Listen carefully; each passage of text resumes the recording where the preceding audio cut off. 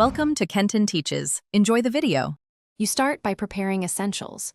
Know the router SSID and password, and keep your phone on mobile data or an active Wi-Fi connection.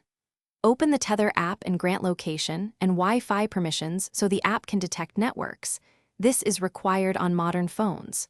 Once done, sign in with your account and select the device you want to configure. Make sure the device is powered and in setup mode so the app can find it immediately. You now pick the target device in the Tether app. This moves you into the actual connection flow. Choose the correct SSID and enter the Wi-Fi password exactly, noting case sensitivity, then select 4 GHz or 5 GHz based on device compatibility.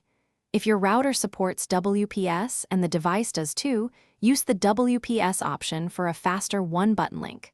While the app applies settings, wait for the confirmation screen and do not close the app or switch networks.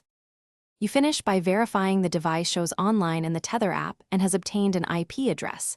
This proves the connection succeeded. If it doesn't, make sure you retype the password, reboot both router and device, and try again. Once retried, check for interference, correct band, and firmware updates.